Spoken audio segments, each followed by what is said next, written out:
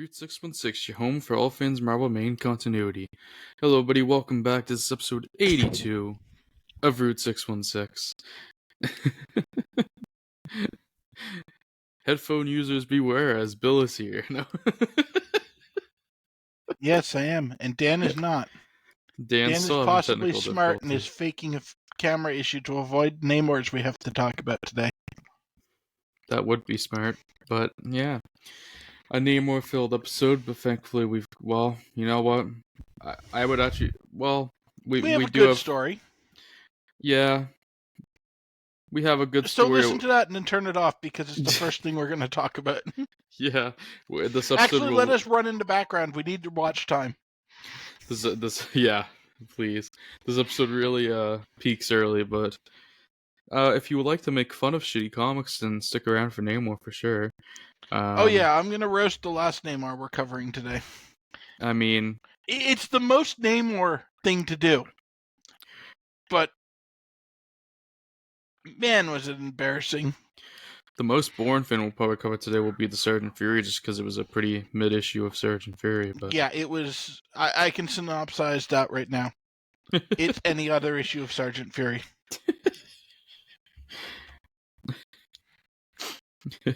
They're good, but very little ever happens in them. Yeah. At least we for once talked about the comics we're going to cover today first before we start fucking around for like 20 minutes, but we'll see what happens. Do you have anything for pop culture wise to talk about? Not a whole lot. Yeah, I'm not sure I've been I have watching too much people either. get mad about Assassin's Creed not being historically accurate. Oh yeah, that's been popping off. That's been interesting. Because, you know, back when they were finding mystical space alien artifacts in like the Holy Land, it was so true to history and realistic. Yeah.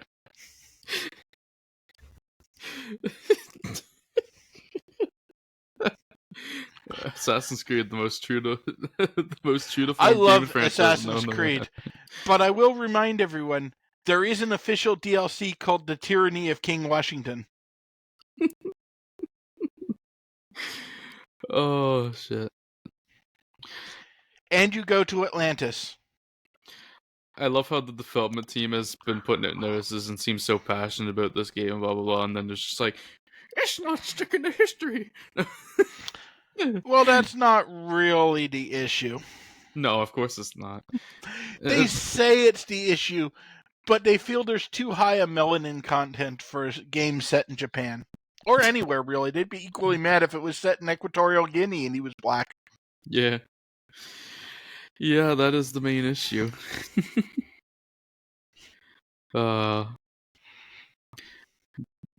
There was the crowd that was like, whatever, this is actually pretty cool. Like, he was a real life black samurai, which was rare. Like, that's pretty neat. That's actually interesting and should have a game. It is interesting, and it does. It's like, that's actually a very different. That made me want to buy the game after Mirage pretty much killed any interest in me in playing more Assassin's Creed. It's a legitimately interesting and different approach for an Assassin's Creed game. Yeah, that actually sounds good. I mean, it's Ubisoft, so I don't have a lot of faith. Because the last time Assassin's Creed was good was Origins. And then before that, the last time it was good was like Assassin's Creed 4. But yeah. Is 4 Brotherhood? No, 4 is Black Flag. Oh yeah, Brotherhood's 3. That's right. Brotherhood's actually like 2.3 or something because they had a couple of spin-offs of 2. Yeah, because Brotherhood's the one that ends Ezra's story, I think. Ezio, not Ezra. Ezio. Yeah, I don't play these games. It's like 2.6, basically. But, it was decent, too. Actually, all of them up to 4 were good, and then they just kind of got samey and rushed and broken. They fixed it for Origins, and then they kept that formula going, samey, rushed, and broken. And then Mirage is basically just like a one-map DLC that they released as a whole game. and padded it out by making you run back and forth across the entire map constantly. That's a game franchise I always wanted to be into, but just couldn't. But also because I had like starting at the beginning, and that first game's controls are fucking awful. Oh yeah, the controls in Assassin's Creed 1 are rough. I've only ever like It's one of the only cases. I actually think it's one of the better ones story-wise, but it's one of the ones I recommend just watch a summary video on. yeah, I don't think I've ever made it like past maybe 30 minutes in. I don't know. I've never made Oh, it so too you haven't far even in there. gotten to the really bad gameplay yet. Because the problem is the side quests, if you want 100% it, you have to do a whole bunch of side quests, but they're not really quests. They're just like different methods of gathering information. And the game's only really built with like 3 or 4 different things in. Like you can pickpocket someone, you can eavesdrop someone, or you can like beat someone up. And that's basically all you do, and it just repeats it over and over and over again. A little bit repetitive. Yeah, so the actual assassinations are great, but getting 100% is just painful. Trying to think if there's anything else I've read that has been interesting recently. Because it's not like I've seen anything new. So it's all up to what I've seen people talking about. I'm sure it's always like there's stuff and then the cameras start rolling, boop, go on like that.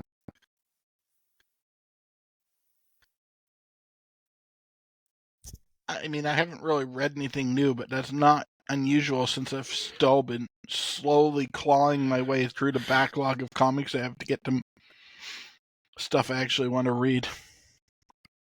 Yeah, true. Well, Although notably this morning I did hit Amazing Adventures 1,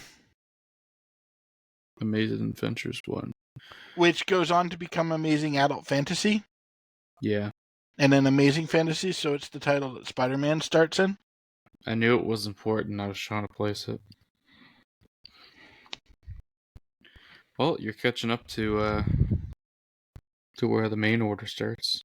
Which is what I'm looking forward to, because once I get there, it's going to go a lot faster, because most of the repetitive stuff is going to start petering out. Like all the bad sci-fi and the cowboy stories will be consolidated into like 2 books that actually do full-length stories instead of like 4 or 5-page stories that you don't have room to tell anything in.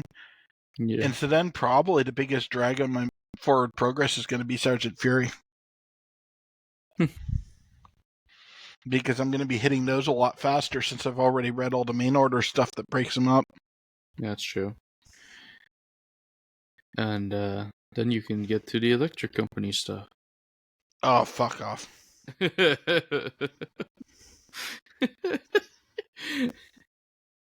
I mean, honestly, it still sounds better than the Captain Britain I have if I go back to the main order. I have like an entire page of Captain Britain stories written by like sea level. I can't remember who wrote it, but it's not one of their best writers. Hang on here. Let me see who wrote that so I can complain properly. Gary Friedrich. Yes, it's like a solid page of Gary Friedrich Captain Britain stories. Yeah, not one of the most beloved. No, especially when the character started with Englehart. Ouch. I mean, it still wasn't good because you can't do a good story in like 7 pages. Yeah. But true. it was at least interesting to read.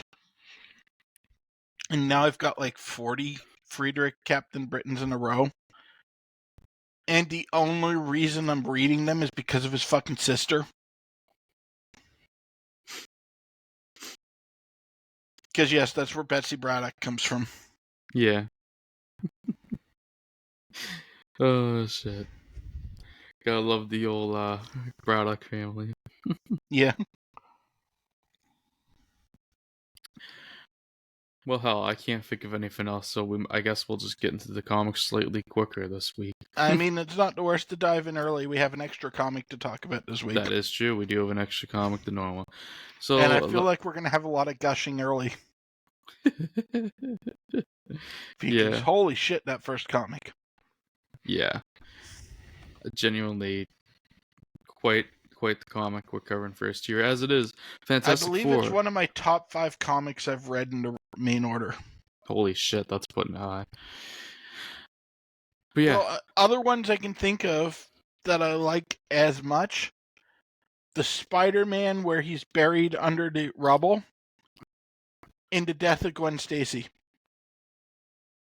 Off the top of my head, that's it. wow. So yeah, well, we've hyped this comic up, so let's get into it. Fantastic Four, number 51. This one is titled This Man, This Monster. If you're a Fantastic Four fan, you probably know this comic. You probably do. And if you aren't a Fantastic Four fan, don't be put off because it looks like a story they've done a couple of times already by this point. Because that's well, it is kind of that story, but they perfect it here.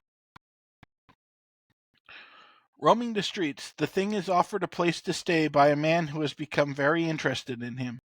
While Ben sleeps, the man uses a device to transfer Thing's powers to him and goes to the Baxter building posing as the Thing in the hopes of eliminating Reed Richards based on the misconception that Reed makes his discoveries for the glory. And you can tell how much I like this comic because I'm not even making a joke about the guy perving on Ben when he's asleep. When Ben wakes up to realize that his powers are gone, he tries to warn Reed that the Thing that's with him is an imposter. The team believes that Ben is really the imposter and dismisses him from the Baxter building.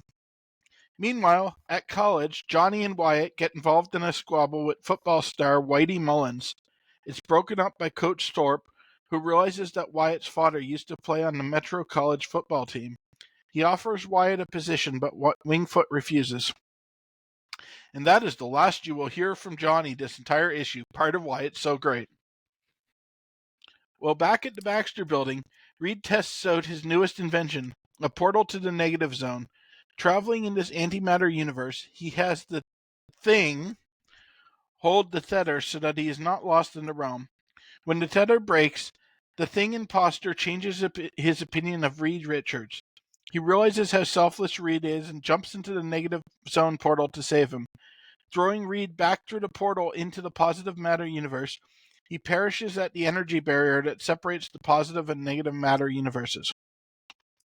Elsewhere, the human Ben Grimm is about to visit Alicia to show her that he is back to normal and propose to her. When he knocks on the door, however, he realizes that he is changed back into the Thing. Fleeing the scene, he returns to the Baxter building where Reed and Sue realize that the friend they were just mourning is actually still alive and well. The imposter that was posing as him, whoever he was, has died as a hero. Now that summary doesn't sound spectacular, but there's a lot of stuff that doesn't really summarize well that goes into making this a great comic. Yeah, I mean, hell, this was so great. Bill didn't even let me finish the credits. I was so excited to get into shit. it. Sorry, I didn't even realize I missed that. That's all right. You started going. I was like, I'm just gonna leave it till afterwards. This was so great. I love this comic and the fact that this was done by Stan Lee, Jack Kirby, Joe Sano, Artie Simek here in April 1966. This released. This is one of the most impactful stories, certainly easily, maybe probably the most impactful story we've seen come out of the Silver Age so far. Yeah, I This mean, it and the looks like Spider-Man just another issue. Ben gets mad and quits the team story, but it's so much more. Yeah, this one, this tells a proper story. This shows the possible redemption that is always there, even up till the very end. Shows the hope Yeah, of and I mean, it's humanity in a themes they're way. still doing in the modern era with stuff like Superior Spider-Man. Yeah, this is a story about one's morality, like, in a way. And one of the things I love is that they didn't give the bad guy a name. Yeah. Who he was doesn't matter. What matters is what he did. Yeah, what matters is what he did and what he became. He redeemed himself at the end of the day. But yeah, this is one I have to say, go read yourself, because we can't do it We can't do it talking about justice, it. and there's little details that the synopsis doesn't display that add to the story. And I love this comic so much, I even enjoyed the Human Torch stuff at college. And it The was Human completely unnecessary. Torch stuff with Wyatt is generally actually pretty good. It's Wyatt because Wyatt moderates rules. him enough that he's not just being a selfish dick. Yeah. But yeah, I think we both gave that one the good old big old 5 stars there, so Oh yeah, this is a 5-star comic. yeah. Which is yeah, pretty cool. I didn't think I was gonna give it the full 5 at first, but then Yeah, I know you going, I was sounded like, skeptical ooh. when you were making fun of some of the early panels, and then at the end you're just like, wow, Fantastic Four is the best thing in the order right now. Yeah. Yeah. No, Fantastic Four is number 1 right now, and it makes sense why it was the number 1 comic back in the day. Yeah. And they keep close to this quality going for another 50 issues, which is remarkable. Yeah. Well, I mean, holy shit. I was genuinely impressed by this comic. I didn't expect such good storytelling in the mid-60s, so... Yeah, this is why people look back positively on Kirby and Lee, because this is what they could do when they took their time and had a real story they wanted to tell. Yeah. There's not a single superhero fight in it. There's like no action. But they were able to tell an actually interesting personal story. We didn't make fun of Stan Lee once here. Like, this was genuinely an impressive... It's impressive they told this good a story in 1966. Yeah. With everything, with all the other schlock or mediocre shit we've gone through, this was genuinely impressive. And this really, like, this is where they laid the seeds that'll blossom in the Bronze Age, where they start telling, like, more emotional stories instead of just superhero stories. Yeah. The stuff that has sustenance. Substance. Yeah. That's the stuff I mean, the pictures, that's the stuff that I look for in comics, is the real stories with substance and storytelling, emotions. The action's great, but the action should be the dressing. It should be the cherry on top to everything Yeah, else, exactly. in my opinion, to the real storytelling. Not that action can't be real storytelling, but like... Oh, yeah, but it's why we routinely identify the best comics as the ones with the developed side characters. Yeah, that's why Spider-Man was the best comic. Yeah, because Spider-Man was telling stories about more than just Peter punching the bad guy of the week. Yeah. And it will go back to that once Romita takes over. We're just currently stuck in a little bit of a lull. But now we're seeing the difference, too, between Fantastic Four and Spider-Man. Right now in Spider-Man, Steve Ditko and Stan aren't getting along and talking at all. Yeah, so they're But stuck this falling is... back on generic pulp action stories. They're And good, but they're not great. right now in Fantastic Four, this is when Stan Lee and Jack Kirby are meshing like this. Yeah. Sometimes that's what... It's the connection between the creators. Sometimes It's the connection and the passion. Because a lot of the characters are getting, because they're spread so thin still at this point, with Marvel having such a small staff, you can tell some of the characters are just getting stories written to have stories written. But they actually care about Fantastic Four, and it shows. Sorry, I had to clear my throat there. I don't even think it's one of the main culprits of that. Because they bring Bill Everett in on that. And if anyone's going to be passionate about Namor, it's Bill Everett. I think probably they just don't know what to do with the character. Yeah. Fair enough. Fair enough. Well, I guess now we'll move on to a comic not as good, On to which something without covers the the rest of this substance. episode. It covers the rest of this episode, that statement. Yeah, and something that loses the substance. Let's go to Sergeant Fury and his Howling Commandos, number 31. This one's titled Into the Jaws of Death. Roy Thomas is writing. He took over a few issues ago, of course. We get Dick Ayers on art, John Tartaglione on inks. Dick Ayers did the cover, Sam Rosen on letters. April 1966 release date here, 20-page story. Of course, the last one was 20 pages as well. And I shall read the synopsis, provide it right through our complete Marvel reading order site that we use for these orders. Not long after their return to England, Fury has the Howlers submitted to regular underwater course drills following orders from High Command. In London, Captain Sawyer gets a complete briefing. Regarding the upcoming Operation Overlord. And of course, to those who may not know, Operation Overlord was the original name for D-Day. Yeah, it's D-Day. This is where they start really locking themselves into a time frame. Yes. For better or worse. Look, there's some really good ideas in this comic, but they don't execute them to the Oh yeah, the fullest actual extent. story of this comic, now that I remember what it was, is really good. The problem is they don't explore that concept because they want to get all the Fury action in. Yeah. They put it there, you're like, oh, wait a minute, this could be good. And then it's like, oh, okay, they didn't follow through. Yeah, it's just another excuse for the Howlers to go do Howler things. But the concept of Happy Sam being captured is fantastic. Oh, yeah. Which we'll probably talk about more in a little bit. But the General Eisenhower says that Sawyer's first attack squad are going to be crucial to the operation. At some point, the captain becomes suspicious of the office clerk, but dismisses the thought of paranoia, which he shouldn't have. However, Sawyer's suspicions were founded, for that clerk soon rushes to his apartment to radio a detailed report to the that tongue-tied me, to the Gestapo headquarters in occupied France. He is then given the order to capture Captain Sawyer and learn the date and location of the Allied invasion. After leaving this meeting, Cappy Sam is attacked by a group of Nazis.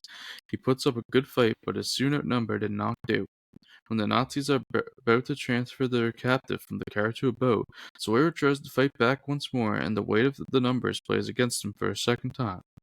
The courageous captain is rushed to Gestapo HQ in France. He is immediately taken before Major Frobrecht, Baron von Strucker's successor, to be interrogated.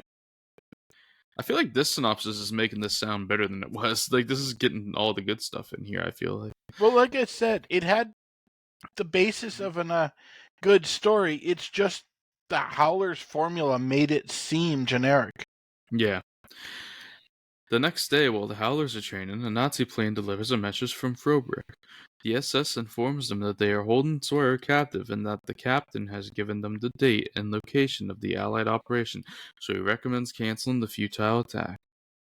Of course, that's a lie. But Yeah, Furious... but that's actually smart on the part of the Nazis. Yeah. Because if you don't know when it's going to happen, the best thing you can do is prevent it from happening altogether. True. But Fury sees through the bluff and brings the note to London Command. Given the general will stop at nothing to keep Sawyer from revealing vital information, Sergeant Fury offers to take the Howlers to France on a rescue mission. The general finally agrees to grant them a chance to save Sawyer, but gives them only 30 minutes, which is a very unrealistic time that kind of ruined the moment for me, after the dropout to get their commanding officer back. After that delay, they would send bombers to blow the Gestapo post. I mean, let's be honest here before you go on. The whole scenario of the rescue is very unrealistic. With someone with that level of knowledge, they're not going to risk their best commando team to get him back. They're just going to have him killed. Yeah, no, it's all pretty unrealistic, but then, like... The 30 minutes is no worse than the rest of it, is what I'm saying. That's a fair statement, but I could have given enough. I could have leaned in a little bit with it before you put that cherry on top. Was my deal, but whatever. That's where I was coming from. Later that night in Berlin, while Sawyer is still interrogated and still not talking, Fury and his Howlers are parachuted nearby. They make sure the sleeping guards stay asleep but capture one and take the rescue team to Happy Sam. The Commandos find their captain and take care of the Nazis in the room. Then they fight their way out of the Gestapo headquarters, seconds before Allied bombers level the facility. Fury's team then drive their way to English Channel inside a tank. And that's where the synopsis ends. See, I'd forgotten pretty much that entire second half. I remembered all the good stuff about Happy Sam being captured and him being worried that he was going to give up the information and stuff. Yeah, because he admitted that they'd probably wear him down eventually. So Yeah, and that is one thing I like about Roy Thomas's writing on this. yeah, Despite the unrealistic premise of the 30-minute time limit and sending the Howlers in at all, he writes the characters more realistically than Stan did. yeah.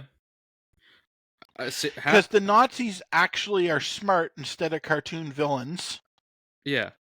Which is a nice thing because it makes them seem like they're an actual threat. And the fact that the Commandos aren't like superheroes immune to everything, but Happy Sam's like, no, I would have broken. Yeah. It adds a level of gravitas to the story. The biggest thing that holds it back is that stupid annual they did in Vietnam.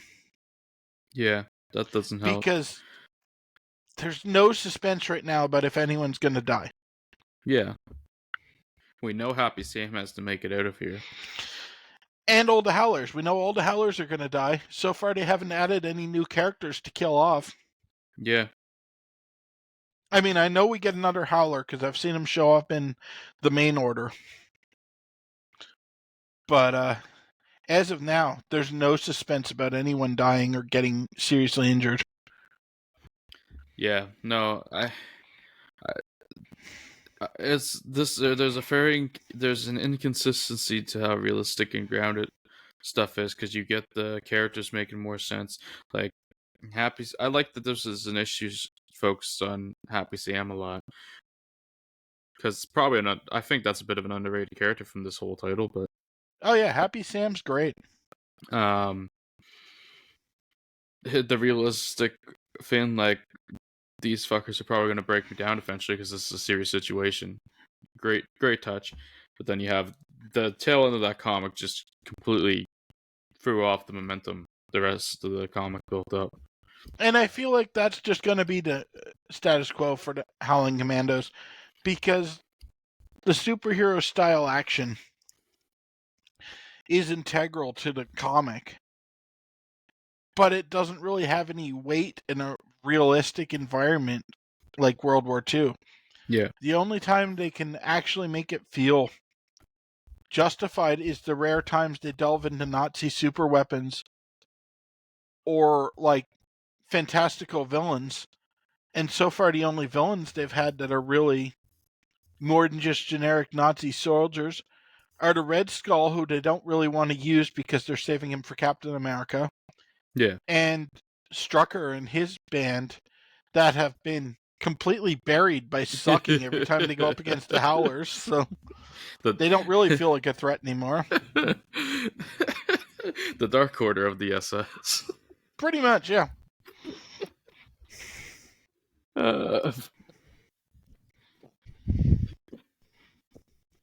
I popped myself with that one. I'm sorry. Now I'm just picturing the big guy with, like, the flugelhorn wearing like an evil Uno mask.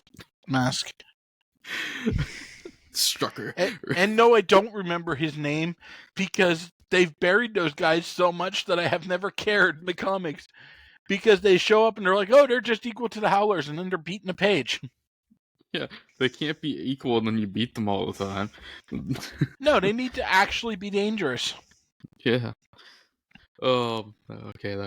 That I like that stretch. That was fun. We got to bury some of the some of the worst Howlers concepts. But yeah, I landed on a 3 for this. I thought this So was... did I. It's completely fine. Like, I wouldn't want to read a lot of these in a row. But the book's completely fine. Yeah, it was weak at first, got really good in the middle, had a weekend, and I was starting to get pulled back. So this is kind of like a low to mid 3 for me. Like, I wasn't too Yeah, I think you're blown starting away to by have the this. experience with Fury that I've been having for a while, where the books are all fine, but there's nothing to really recommend them. Like, I didn't even remember what this one was until you started recapping it, and then I'm like, oh yeah, it's the one where Sam gets captured. Yeah. Like I said, there was, like we both said, there was the ideas was there for this to be a good story, but It almost should have been a two-parter, where the first part, Sam is like, it's focused on Sam, and it ends with him in captivity, like, barely able to hang on again and resist what they're doing to him. And then the second part, suspense out more. Yeah, like they're going to give him a truth serum or something because they're not going to do torture in 66. At least not blatantly on panel anyway. And then the second one is like the Howlers having to actually infiltrate instead of just parachuting in right there and beating up a whole bunch of guys. But like they have to actually sneak in without getting caught because if they get seen, like Sam will be killed or something. Make them work up to it a little bit. Yeah, make them earn the rescue. Because in this one, it was just like they just parachute right next to the fucking. They land on the roof. It was ridiculous. They literally landed on top of the building, which kind of had to happen because they had such a tight timeline. But yeah, from the moment the Howlers convinced the Allied command to let them go in, there was no doubt that they were just going to go in, punch a bunch of Nazis, and then Sam was going to be fine. Yeah, and that ruined it for me. Yeah, and so then it was just like, let me get through these pages until we're back, because nothing's going to happen that matters. Yeah. Well, there we go. I guess we had more to talk about with the comic than we both kind of thought going in, but here we are. Yeah, because it's been what's bothering me for a while with Sergeant Fury, and this one really brought it home. What bugs me about it, and it's just that none of the conflict matters because we know the Allies win World War II and they can't drastically deviate from any of that. So on the greater scheme, their actions have no meaning, and we know none of them die, so on the personal level, their actions have no meaning either, so it's just senseless action. Yeah, well, and I was enjoying this a bit more, this title, because it was something different from the other stuff we're reading. I think for a war comic, it is genuinely good. It's the best war comic I've read. Still. Like, as much as I crap on it for being samey, I would take this over the crap they were pumping out during like the Korean War so fast. And I haven't read any of DC's supposed to have like really good World War II stuff, but I haven't read any of that. DC's supposed to have a few good ones. I haven't read any of that. My experience with war comics has been this, and then the schlock that Marvel was pumping out in the 50s for the Korean War, and that stuff's all terrible. So this one's at least good.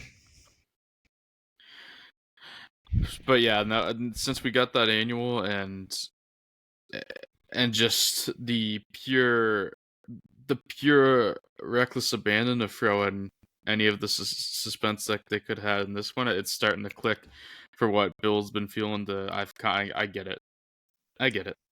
Yeah, like I find with Fury, especially written by Thomas, because Thomas is notoriously wordy.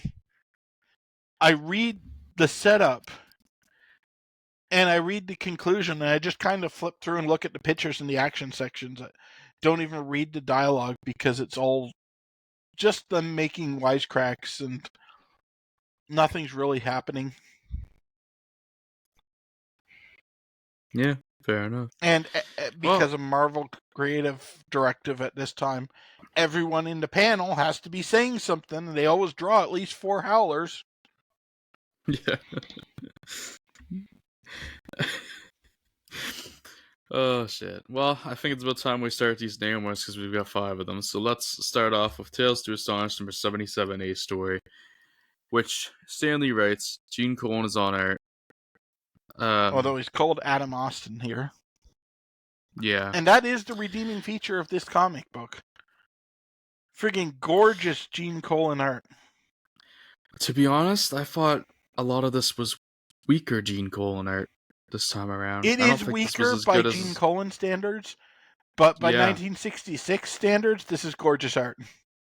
Yeah, my problem is reading this after what he did in the last arc. I was like, Gene, are you okay? I think at this point he knew he was getting replaced with Bill Everett, so he wasn't as engaged. And they've got notoriously lazy Coletta inking him. Coletta's ink in here too.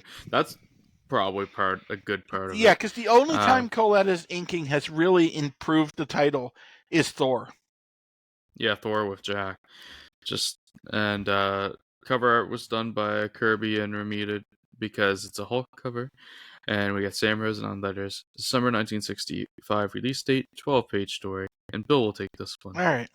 To Walk Amongst Men. I don't think I said the title. That's the title for this one. Wow, there's actually more of a summary. I guess a lot happens in this one.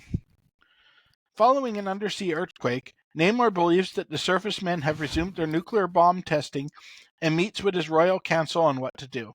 After much debate, Namor decides to err on the side of diplomacy and go along so as to not start a cataclysmic war between the two races. Before Namor can depart on his mission, Atlantis is rocked by another earthquake. Saying his farewells to Lady Dorma, she asks if she might accompany him, to which he declines. He explains that he needs her to stay in Atlantis should the earthquakes revive the behemoth, a giant creature that was made by Atlantean scientists to defend Atlantis from any devastating attacks that was buried beneath Atlantis years ago because it proved too dangerous for even the Atlanteans to control. And that's totally not going to come up later. No, of course not. They not. wouldn't That's just not mention anything. it for background scenery. No, ignore that character in the thumbnail, please.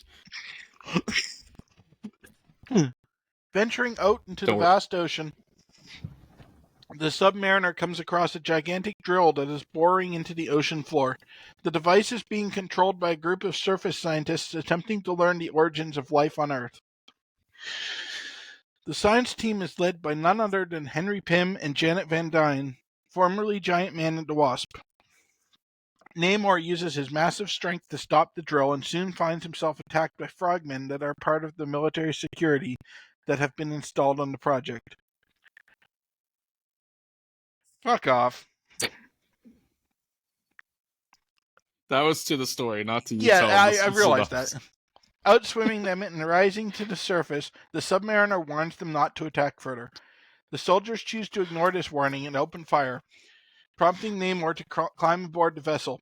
Despite the fact that he's surrounded by gunmen, Namor warns them from continuing the experiment further.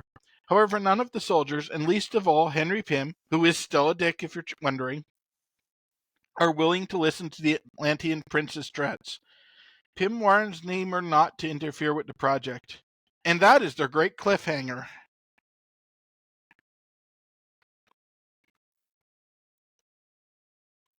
Sad part about this is Bill said this is one of the better ones, and Bill was probably right.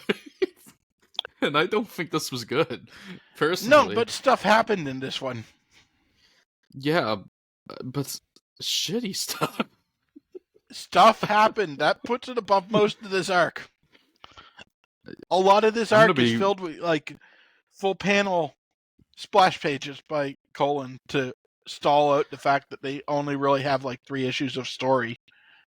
It's a pretty fucked up dynamic that I was excited to see Jan again, but sad to see Hank again. It's not that fucked up. I mean, I think that's every Marvel fan's experience. People like the Wasp, and they tolerate Hank because he's necessary to get Wasp stories. Yeah. Because we're not in the Ultimate Universe where Jan has standards.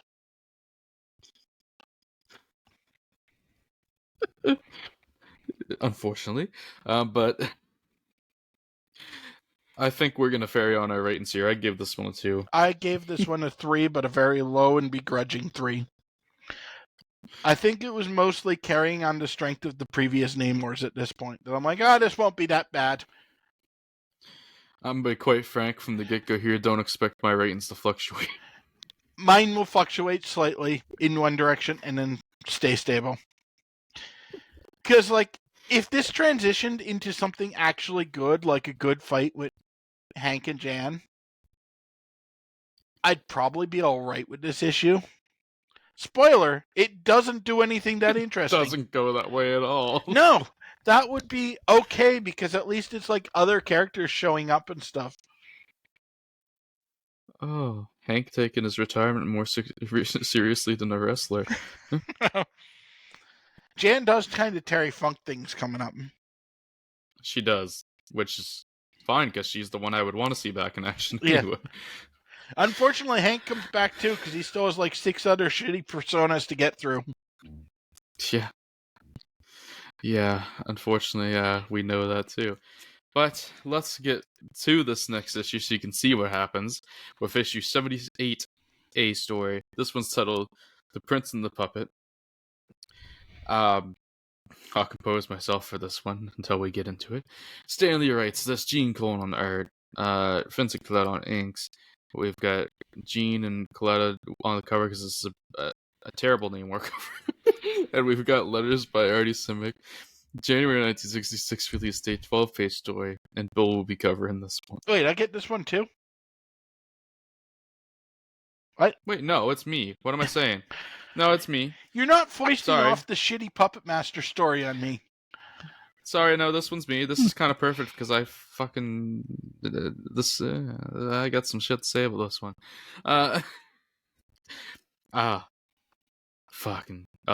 Puppet Master. The Submariner has come to a stop. The Submariner has come to stop a deep-sea drilling operation led by Henry Pym that has been causing underwater earthquakes in Atlantis. U.S. military soldiers who have been stationed on the platform now have their guns trained on the Prince of Atlantis. When a soldier tries to shoot Namor, Pym spoils the soldier's aim at making the shot hit a gas tank, causing a fire.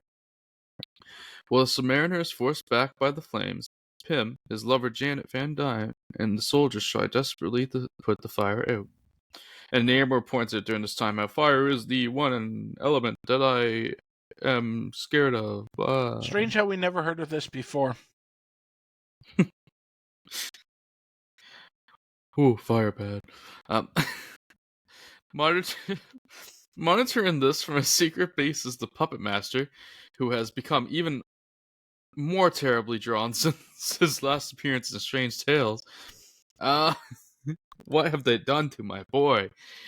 It's not the worst they break him. Stan didn't have to write in a bullshit botched plastic surgery text box to cover how badly he's drawn.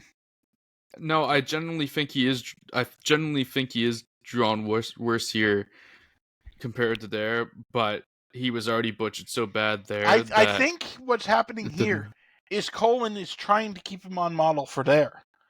Because they had written the... That's why it's so bad. Yeah. Because he is going off that last appearance where he was fucking a botched victim of plastic surgery. Yeah, I don't think Colan read the whole issue because I remember at the end Stan put in the text box about how like when he fell out the window and hit his head, it undid all the surgery and so he went back to looking normal, and I don't think Colan read that part, and so he's trying to draw him on the botched model. Yeah, and it's so bad, and he's put on like 50 pounds too. Like, what the fuck? Well, I mean, he was always fat. I don't think he was that pudgy. But anyways, no, he wasn't this fat, but he was always fat. He's just been stress eating that his daughter's hanging out with the Fantastic Four all the time. He's had a bad so he's sitting season. in his apartment crying and eating like 6 blocks of ice cream every night. Anyways, sorry. I just really liked the Puppet Master in the first like 2 appearances he had, and the shit they've done since has been very disappointing. But anyways, Puppet Master takes this opportunity to create a doll that will allow him to take control of the Submariner again, for the first time. What? Or is it the first time? I think it's the first No, time. it is. No, it is again. I think because he controlled. There was that Strange Tales issue, I think, and he made him fight Thane and Torch. I think that was one of the first Thane appearances in Strange Tales. Was at the airport or whatever. Was Puppet Master controlling him then? I thought that was just Johnny and Puppet Ben Master. being dumbasses and starting a fight Maybe again. that was just those two fighting, and I'm trying to justify Yeah, that because this the is Puppet again. Master appearances in Strange Tales were him trying to make Johnny and Ben fight each other. Yeah. No, I think this is the Yeah, first I time, think and they this is fucked up the actually the first synopsis. time he controls Namor. I tried to justify something that didn't happen. But anyways, he takes control just as Submariner is about to get into fisticuffs with Pym, which of course would have made this comic more interesting. So it doesn't happen here. Making Namor suddenly stop and head toward New York. Henry attempts to follow after him, but the flames block his path. Pym then orders Janet to change into the Wasp, and she heads towards New York to try and catch up with Namor. Okay, now Spoiler alert, she doesn't make that's it. actually wrong. And I'm going to point this out here because I need to come to the defense of my girl Jan. She's the one who thought of it. Hank's just like, oh, well, not our problem. Yeah, no. And Jan's like, no, someone needs to go tell the Avengers, Hank, you're being stupid. Hank was actually actively against it. Yes, this is all Jan. I know Jan it ends is the up hero not here. going well, and that's not a spoiler because Stan gives it away in the fucking text box trying to sell Avengers. Yes. But, she ends up in the next Avengers recovering. yes, but, no, this is Jan, and it's a good idea. And so she's getting credit for it, not Hank. I got excited for a second, then flipped the page and saw that it doesn't matter because it goes to Avengers. I was like, oh, okay, yeah, it's just a tie-in for Avengers. Literally everything, literally all the things that would have made this interesting, they just go, nah, we're not doing that. I think they're trying to get back to the anti-hero Namor of like early Submariner comics, where he would attack New York City like every year so that he could fight with the Human Torch. Yeah, but where he was, but they don't really, want to he was write more him of a as an villain. actual villain here, so they're trying to come up with a stupid excuse for him to do villainous stuff while not being a villain. Yeah, everybody go read those early Namors in the late 30s and see how he treats women and tell me he's the good guy at all. Oh yeah, he's very rapey. Yeah, but anyways, not to be like WWE, but let's gloss over that. It's hard to when they do like a 6-issue arc on it. Meanwhile, Namor has arrived at the Puppet Master's lair, and he orders the Submariner to go out and steal more money from a nearby bank before he uses his new slave to exact revenge against his foes. You heard that right. He's got Namor under his control, and the first thing he tells Namor to do is go get me money. And I don't even think he really talks much about getting the revenge against his foes. It's just we have to assume that's the next part of his plan because it would be just so fucking stupid if he wants the money to get revenge on his plan. And okay, he must have mentioned it in a panel, and I just he overlooked it talked because about how he the was rest going of to it was use so Namor stupid. to defeat the Fantastic Four because he's good at paying attention to how Namor's encounters with them have gone in the past.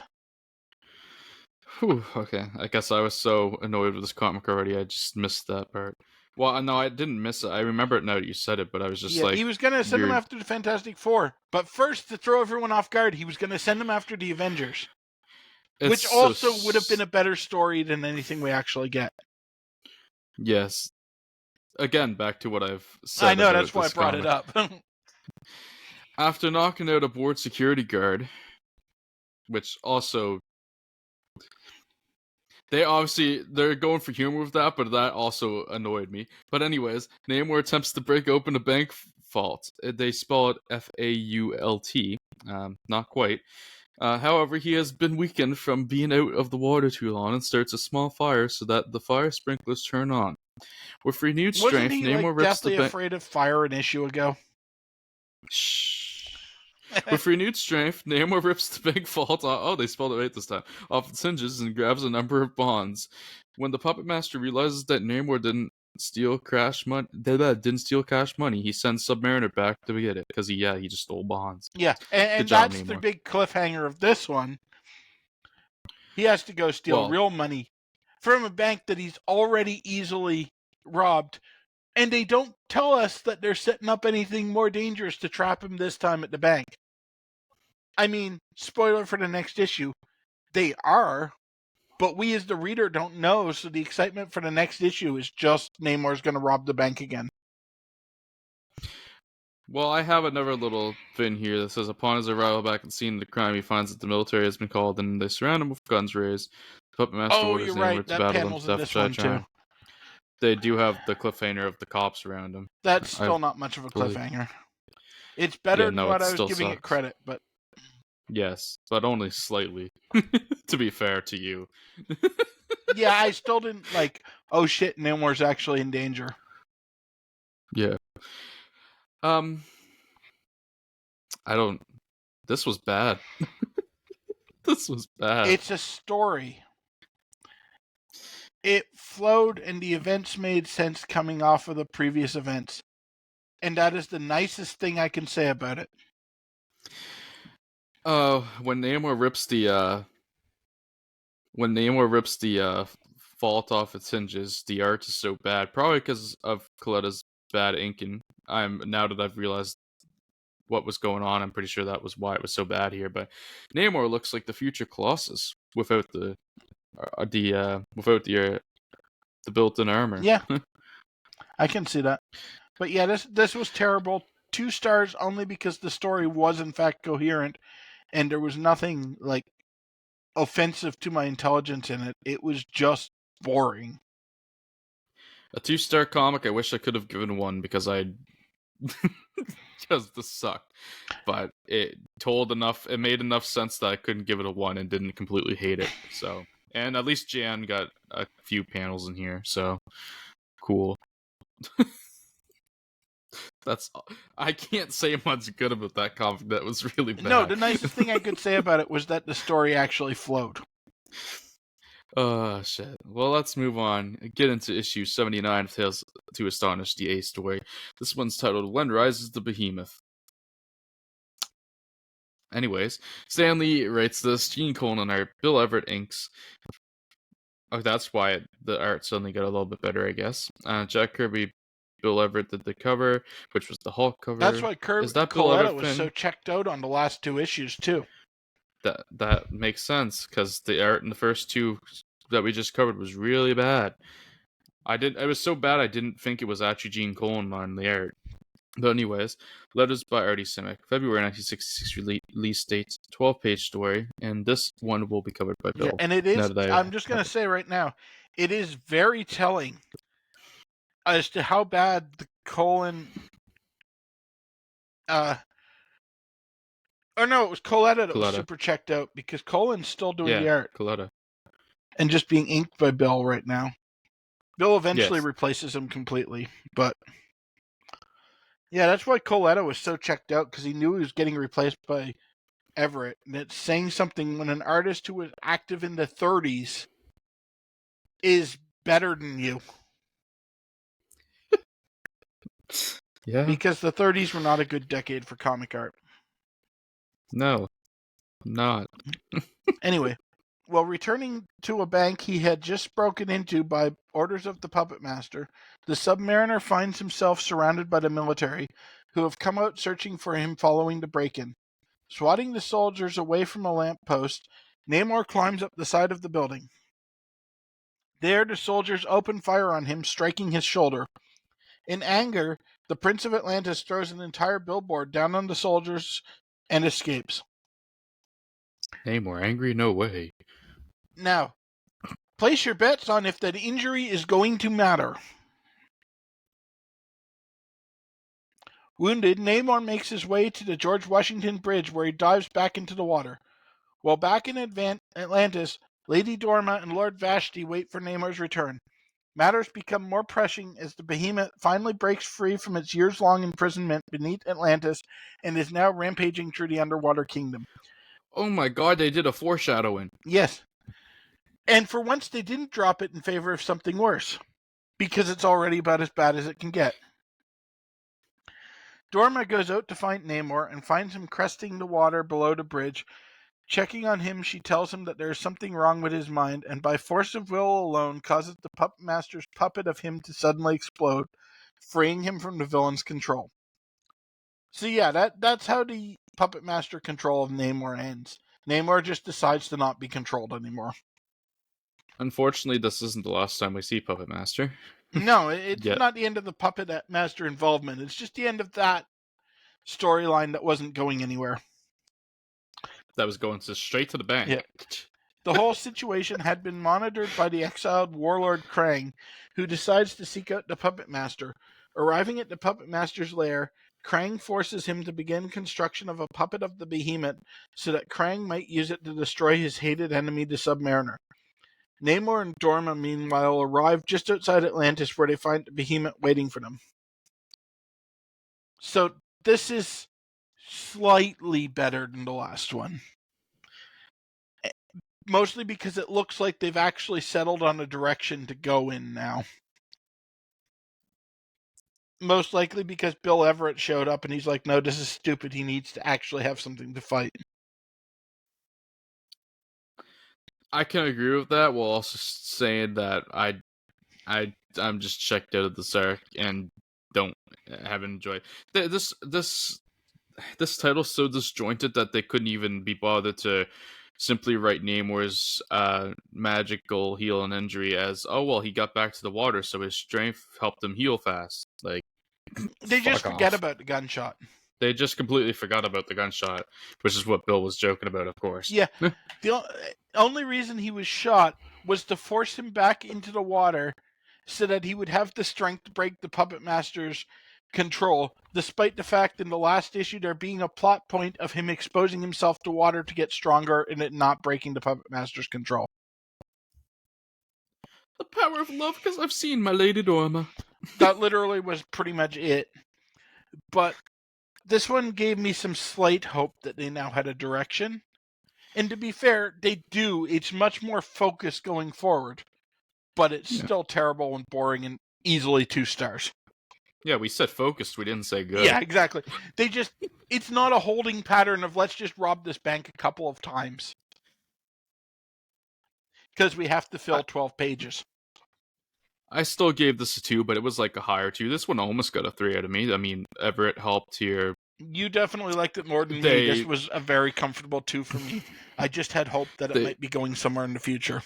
Well, they actually paid off the foreshadowing of the Behemoth, so I was pretty happy with that. That's fair because they set up like 3 or 4 other things in that issue that didn't get paid off. So the fact that they went back to the most boring one of them is still an improvement.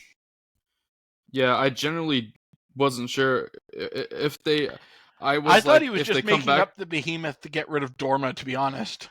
Like, no, you have to stay here because of the Behemoth. Yeah, that's it. Behemoth.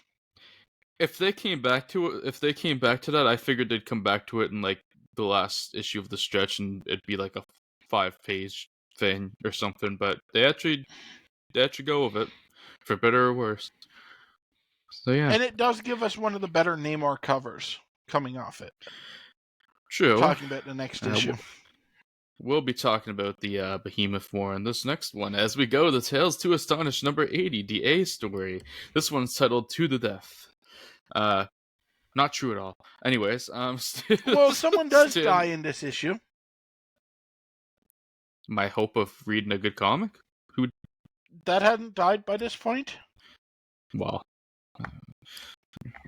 you know. Actually, it might be the next one. I don't remember if he actually defeats it in this one. Well, I guess we'll find out. No, he definitely does, because next issue's the Hissy Fit for 12 pages. Yeah, exactly. Written by Stanley, art by Gene Colan, inks by Dick Ayers. Interesting. Bill Everett and Gene Colan did the cover. Probably why it looks so good. Yeah.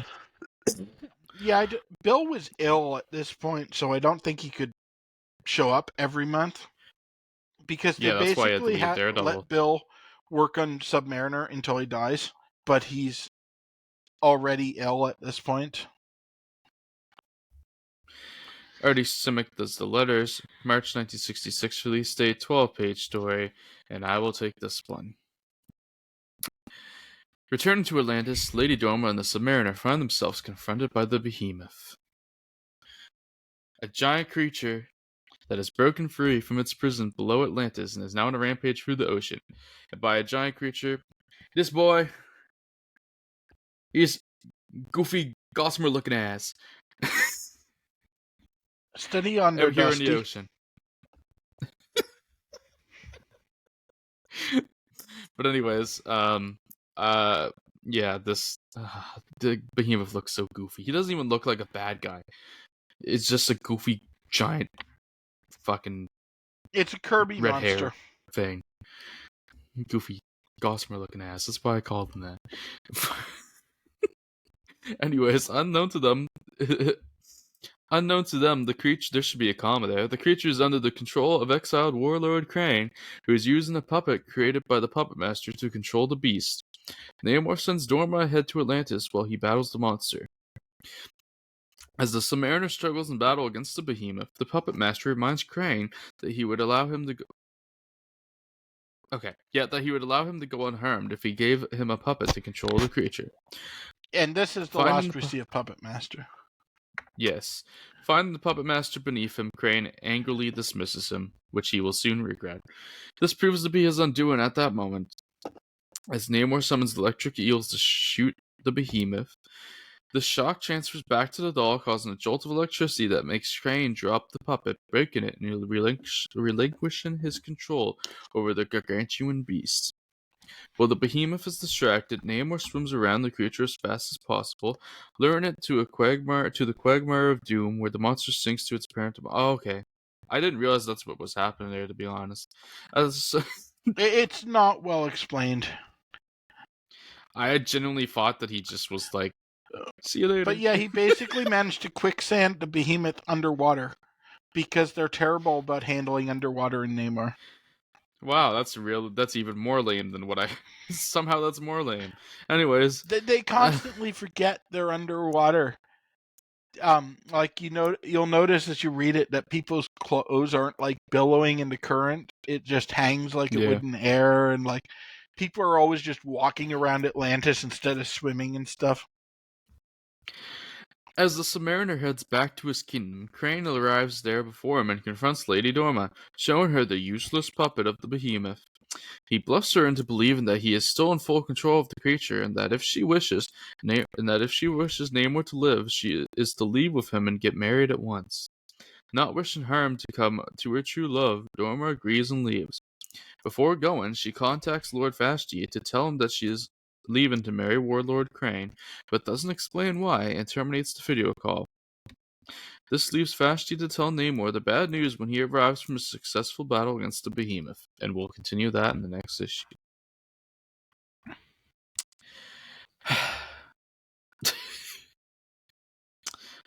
It's still getting better. And I still gave this a 2. Oh, I did too, but it is getting better. This was like a proper battle, and it sets up the next conflict. To be honest, I think this was my favorite issue of the bunch. Yeah, that's what I mean. This is actually not bad. Well, it is bad, but it's relatively not bad.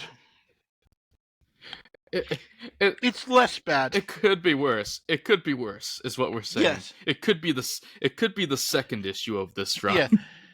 This actually did what I want a comic book to do. Like, it wrapped up one arc, and then they set up the conflict for the next one. Not that I'm thrilled about another Krang battle, because Namor fights so many other Atlanteans and it gets repetitive, but at least I know where the story is going. Yeah. And it gave me a reason to want to pick up the next book, other than just, oh, it's Hank Pym. Maybe he'll be a dick, or maybe he'll be a dick.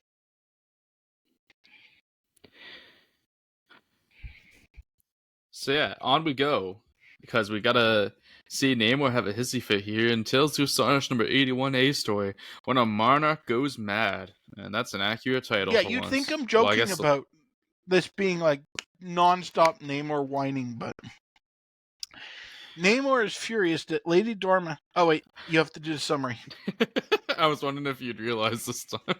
Written by Stanley, art by Gene Cole, and inks by Dick Geyers. Bill Everett and Jack Kirby did the cover, and this is the Hulk cover. Sam Rosen did the letters. April 1966 release date, 12-page story, and now Bill can read the synopsis. Yeah.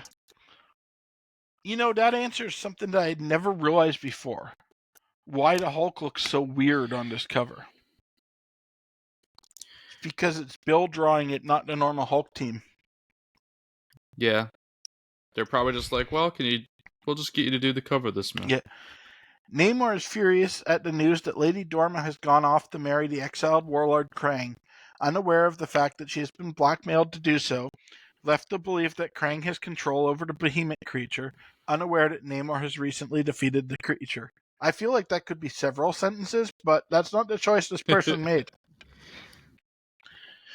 Lord Vashti tries to talk sense into Namor, attempting to get him to realize that she must have a reason to go with Krang. The Submariner, however, is too furious to listen to any of Vashti's advice. His anger is getting the better of him. Namor decides that to speak Lady Dorma's name is forbidden, and then has one of her known living relatives locked away in the dungeon for nothing more than being related to Lady Dorma. That guy's never released, by the way. They just don't mention him. Namor is just Anakin Skywalker, by the way. Hey, Anakin is far more mature and reasoned in his handling of emotional trauma.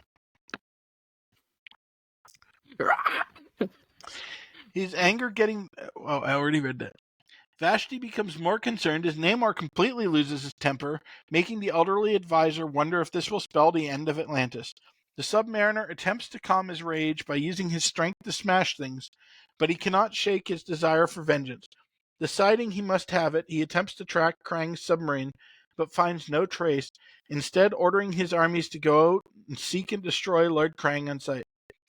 Krang has managed to block the detecting rays of Atlantis' observacoils with a special blocking device. I really wish Dan could have been here to hear that noise. Or that name. Deciding that they need to retreat to the surface, Krang and Dorma expose themselves to a special gas that allows them to breathe outside the water and head to the surface, giving away their cover. Oh yeah, the gas also makes them look like white people. Yeah, that's kind of an important plot point that this summary omits completely. Learning that Dorma and Krang intend to go to the surface world, the Submariner races after them in the hopes of getting the vengeance that he believes he deserves. This story is continued in Iron Man. Just in case you were worried that it was only going to suck in one title. Oh, thank God. Thank God. I'm glad to hear. I was worried for a second. Yeah, well, Crane no more, as he will now be called Chuck or something. I don't know. Anyways, this still sucks and is a 2. And oh yeah, this Namor, was an easy 2. You. All that progress they had made on the last one was wasted with literally a 12-page temper tantrum. Because Namor was smashing shit on the first page, and he was still smashing shit on the last page. It's like 2 pages of plot development that they stretched into an entire issue. It went Probably over as well as a Billy Gunn match in 2024. Try to line up with the Iron Man release. I'm not joking. That's probably why this issue exists.